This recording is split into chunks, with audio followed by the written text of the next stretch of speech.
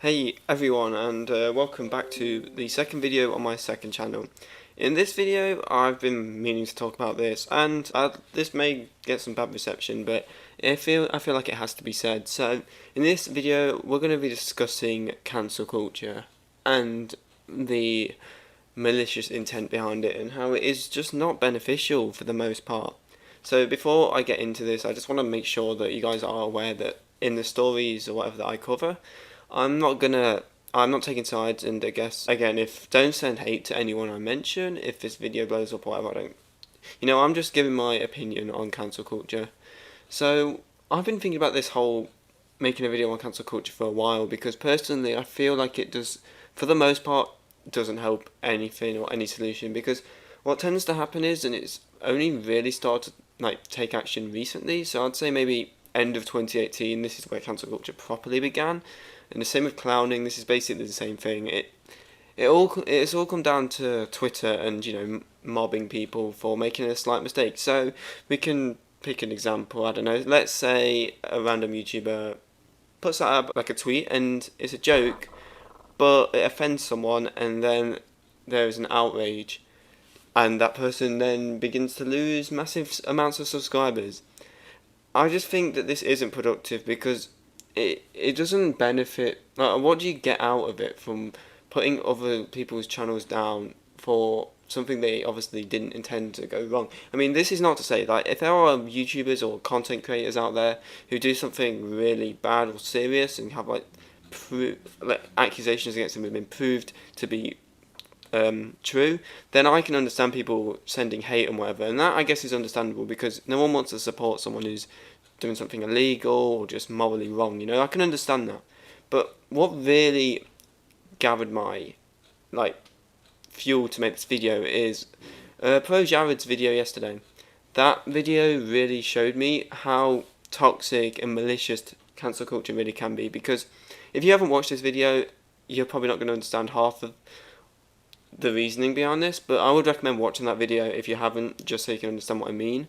But ProJared was accused of sending unwanted photos of himself naked to minors, and again, on first view, that is something that is wrong, and I guess you don't want to support that. But the thing with ProJared is the whole accusations were swiftly deleted once people started to call them out, because obviously, I mean, it's a big accusation and a serious one to make, as Jared mentions in his video. But again, once he disproved them, and the people who questioned the accusations disproved them, the actual accusers decided to, hide their traces. Which Jared makes a good point in saying it's like firing a gun and then trying to hide it from, hide the smoke. The damage has already been done, but people are still going to side with you because, again, the whole speaking up or whatever. I'm not saying that this whole speaking up against predators or whatever is a bad thing, but when you've not got solid proof that's valid, honestly, it's best just to keep it private, or at least not make false claims that can potentially ruin someone's career. Because ProJared took a few months off YouTube and everything, obviously because he was smart about this, and he knew that he had legal things to tackle first, instead of just blasting everything out on the internet and potentially damaging his case. Because in his video, he clearly disproves pretty much everything, and I know people are going to have negative opinions about ProJared from other things that have happened and other controversies, and that's fine, and I understand that people won't respect him, and personally, I've never really watched him, but to see that so many people hated on this guy for some false accusations, I think it's just wrong that he is still getting hate now, because people haven't decided to watch the video because they don't want to be proved wrong, I guess.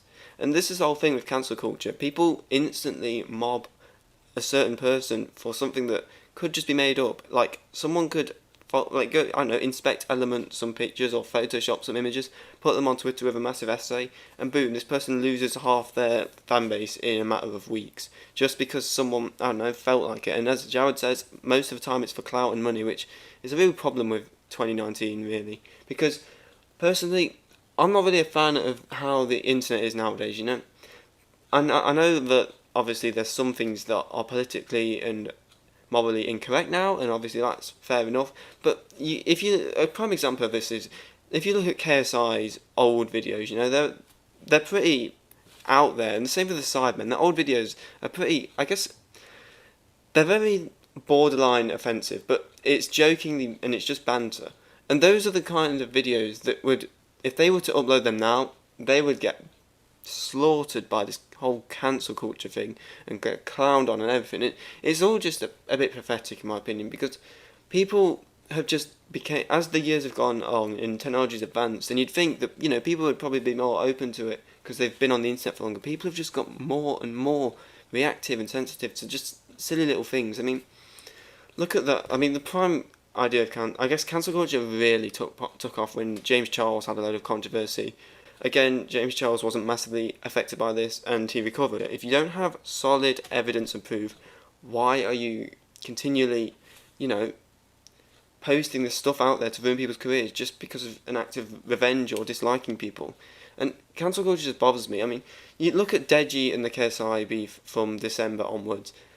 Both channels were just constantly going up and down in subscribers. Deji was never hitting 10 million or whatever, and it was just constantly going up and down. It just doesn't make sense because, you know, one person releases an apology video, then they get a load of subscribers back, then the other one loses subscribers, and it just constantly repeats.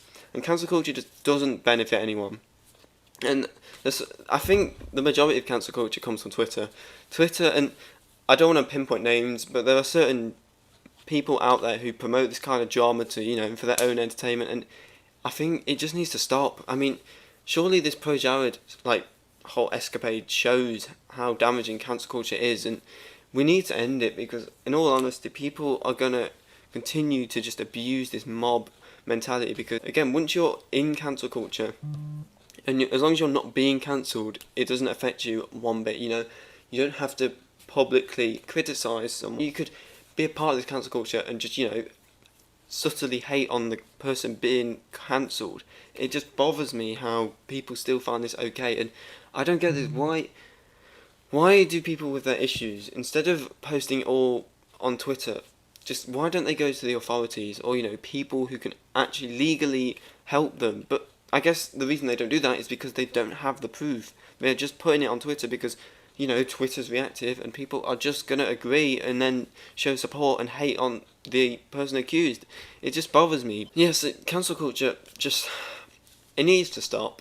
I mean, look at other YouTubers out there. I mean, it's just unnecessary arguments and misinterpreted things, but just get taken the wrong way, and then people lose half their career and reputation for it. I mean, I guess ProJared is a really extreme case of cancel culture because obviously not everyone's going to get accused of minor indecency or whatever, you know. Some people are just going to get accused of being racist or whatever. And obviously if people are, you know, constantly racist or whatever, you've got to take a stand against that. And I can understand that because racism shouldn't be in society nowadays. But, I mean, you could argue the PewDiePie case. The guy made one little mishap in a live stream and people still hate to him on this day, which obviously I can understand from some point of view because, you know, people probably he's probably tarnished their views of him, but that was before cancel culture really took off, and PewDiePie lost a lot from that little slip up. And I know people are probably going to be like, oh, what about Alinity and the cat abuse thing? Why don't people give her another chance? I mean, at the same time, she hasn't been punished. She hasn't lost anything really from this whole scenario, so she could do it again for all we know, and nothing would probably happen to her just because I know she got pretty much abused and bullied online for it, but no one punished her. Like, her Twitch channel wasn't taken down. She just got away with it. Whereas other people like ProJared, PewDiePie, Deji, all these people have been cancelled and actually lost something from it, which is why cancel culture is such a vague and reactive thing that just needs to stop, in my opinion. And I just thought I'd give this little rant video because I'm tired of cancel culture. And if you want me to go into any other goddamn beef or whatever, just let me know. But that's going to do it for this video. Like and subscribe if you agree. Follow me on Twitter where I post some random thoughts or whatever. Thank you guys for watching, and I hope to see you in my next video. Peace. What?